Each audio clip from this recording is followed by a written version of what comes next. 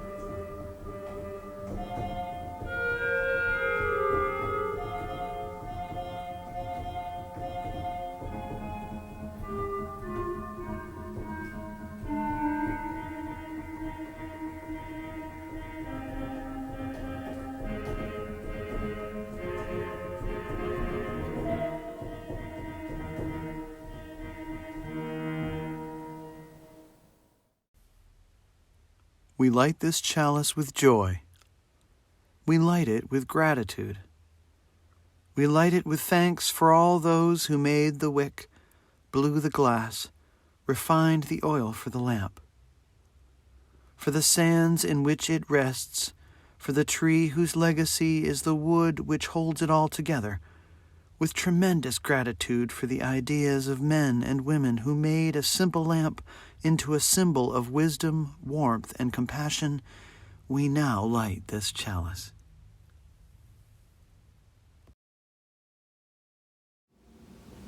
Caroline Atherton Briggs Mason was a 19th century American poet. Many of her poems became popular hymns in the Unitarian Church. One poem in particular that she had written and published in 1844, called "Do They Miss Me at Home?", was 8 years later set to music and the sheet music published in 1852. The same year, she and her family moved to Fitchburg and were likely members of the Fitchburg congregation. The song was immediately popular throughout the United States and in England. Its popularity carried another 10 years into the Civil War, where Mason's lyrics, written as a homesick girl 20 years earlier away at school, readily translated to the plight of the soldiers on both sides. It was sung by the soldiers themselves on the battlefield. This version of the song was recorded by my after-school program, The Tribe, back in 2012. But in today's reality of social distancing and reduced holiday gatherings, it feels doubly relevant to everyone right now.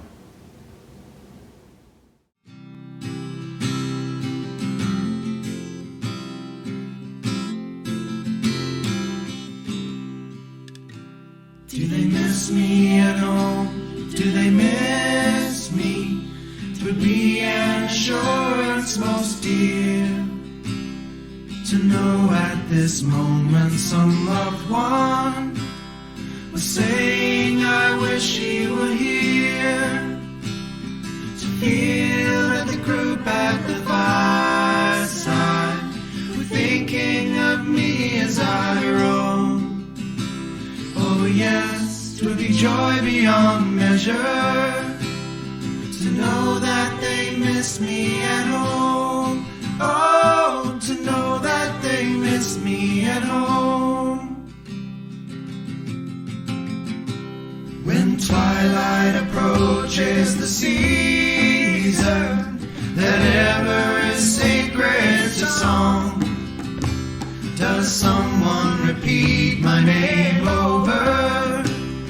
Inside I tarry so long, and is there a chord in the music It's missed when my voice is away, and a chord in each heart that awaketh regret at my wearisome stay. Hey, regret at my wearisome stay.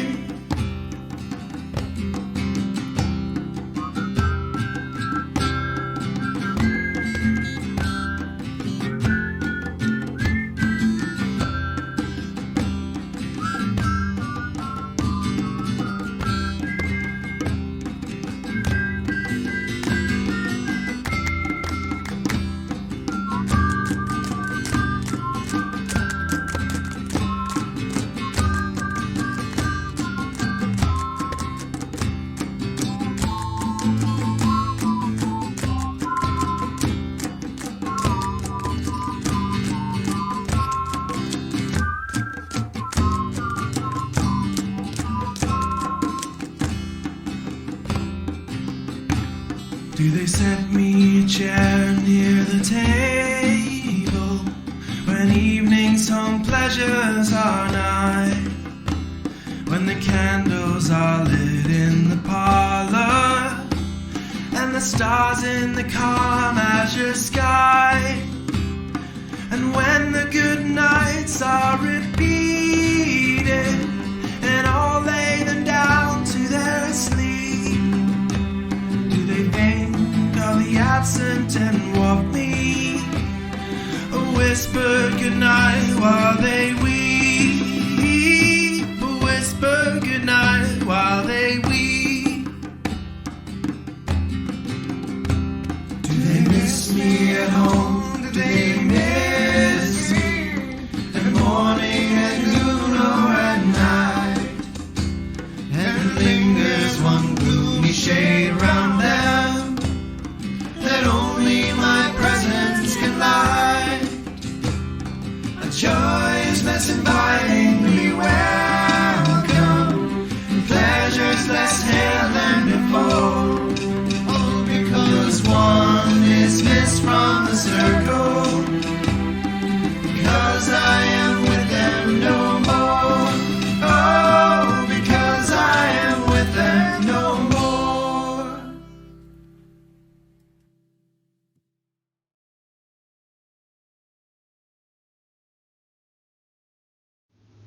This week, we celebrate and honor the harvest. We recognize the miraculousness that we have the knowledge to grow and gather nourishment. It's a miracle that we have the technology to feed the entire world, once we're ready. When humanity has evolved to the point where it empowers people rather than suppresses them, the technology to feed the world will already be there, ready to do its part, just like the printing press was ready for Martin Luther. At this time on the Wheel of the Year, we honor, recognize, and exhibit gratitude for abundance. We point to it, we sing about it, we thank God for it, we congratulate ourselves for our ingenuity and our work ethic. We are glad, we smile, we are relieved, we feel satisfaction. We feel safe because we now know whether the harvest was good enough to survive the coming winter.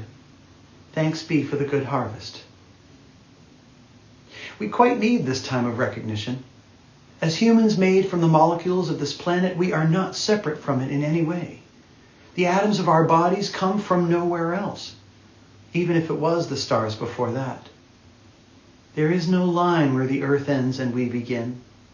What happens to the planet happens to us. We contract with the soil in the winter and expand with it in the summer. What sets us apart is our rituals. They have a purpose. They are a response to how the cycles of the earth make us feel. The earth doesn't fear its own cycles. It doesn't need to be comforted. But humans are a bunch of hot messes, and we need each other to get through it. We need moments like Thanksgiving and other harvest rituals like Samhain and apple fairs and Oktoberfests. We need to be reminded of the goodness of the earth every year at this time and spread it out in front of us for a moment. Take stock. Count blessings. Most crucially, during these occasions, we ritually alter our mindsets toward recognizing abundance when we see it. We get our minds to fixate on the sensations and emotional experience of abundance in a belief that if we do that, more will come. We forget so quickly, though, and despair is patient. It waits for us to forget what abundance feels like.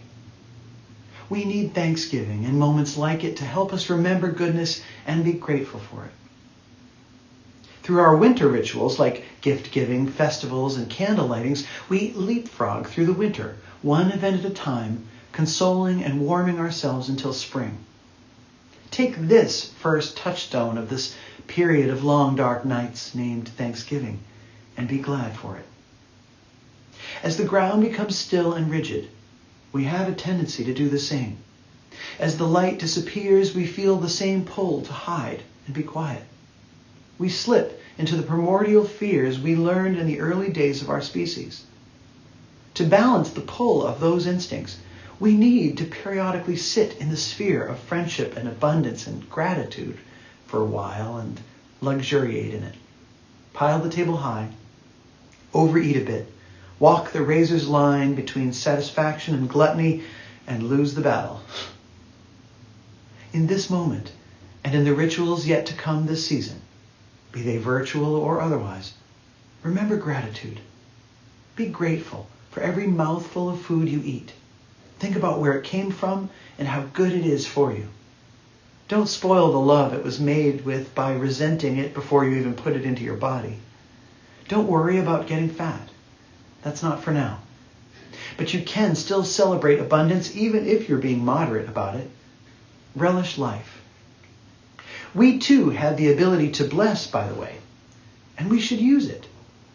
Bless everything that enters your body. Every vitamin, every pill, every meatball, every sip of water. Bless it. Say thank you for the goodness of this water and take a sip. The pollution still exists, though, and exists in all the water you drink. It even exists in breast milk. There's no avoiding it. Spiritual practice suggests how much of it affects you depends to a degree upon how much you focus upon it. As you sip a glass of water, upon what are you placing your attention? How replenishing it is to your body, or how much lead is in it? See how this relates to gratitude? Spiritual logic would conclude a focus on the lead turns your cells into a virtual magnet for lead particles. Now, I don't know how true that is, but I know lead makes me afraid. And I'm marinating in that low-grade state of fear and anxiety of lead while I'm consuming the water. I'm literally enhancing the quantum likelihood of that probability. Thinking gratefully doesn't get rid of rampant toxicity. We also have to use common sense. But when small percentages make a big difference, give good fortune every tool to work with. In your mind, highlight the components in the water that will nourish you and ignore the rest. And that's not to say be ignorant of them, but don't let them control your experience or your benefit or your gratitude. Does our attitude affect the way our body welcomes nourishment? Buddhism thinks so. We are what we think, right? Is this how it works? I know there's room for doubt on this.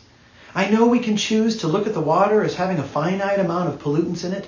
Even the most purified waters still contain trace amounts, and it could be seen that those will do their harm one way or the other. That very well may be true. But all advice, both spiritual as well as scientific, still points to our state of mind and our point of attention as having an influence on outcomes. So I'll go with that advice, because I want as much in my corner as possible. Our own ears are listening to our words as well. What are you saying to your food as you eat it? Are you giving thanks for its existence, for its ability to strengthen you, for its deliciousness, for the love it was made with? Your ears hear that, and that information goes somewhere. That is the teaching. That is what we are asked to do. We are asked to smile. We are asked to be glad. We are invited to revel in the emotional state of gratitude on this occasion especially. May you have a safe, creative, and blessed Thanksgiving, in spite of the different world we're living in, or perhaps because of it. Most benevolent Spirit, thank you for all that is which comforts us. This is our prayer. Thank you for every peaceful moment we experience, no matter how brief or how long. Thank you for when the temperature is just right. Thank you for when we are adequately fed. And thank you for when we are abundantly so. Thank you for every minute of solitude. Thank you for every hour spent with friends. May we have the strength to remember our own light.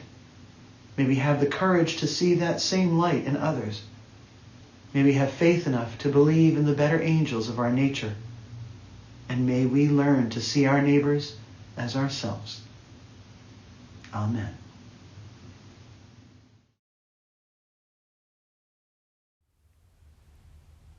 There's an old trick I learned once. When you're having a bad day, think of 3 things you're grateful for. Hold each one in your mind for a moment and think about what it is that makes you grateful about them. They can be people, your car, even the color of your bathroom. They don't have to be the things about which you're the most grateful. It's not a contest. Your child and your favorite sweater can both be on the list and in no particular order. Take a deep breath now and be at ease. As you breathe, close your eyes and settle in for a minute. Select 3 things right now about which you are even a little bit grateful and hold them in your mind.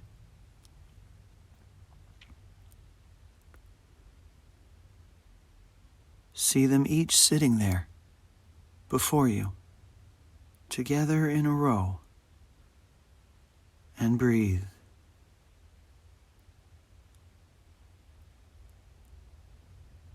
Think of the first one for a moment. Hold only that one in your mind. Think about why you're grateful for it. Notice your feelings and breathe. Now move to the second. Place it in front of you. Consider everything about the second one that makes you feel gratitude. And breathe. Now the third. Hold it in front of you and just love it. Be in awe of it. And breathe. Now consider all 3 again. Think about your gratitude itself. Notice it. Notice how gratitude makes you feel. The sensation of it. Memorize the feeling. Say thank you to whatever unknown source it is which made it so. And then continue with your day.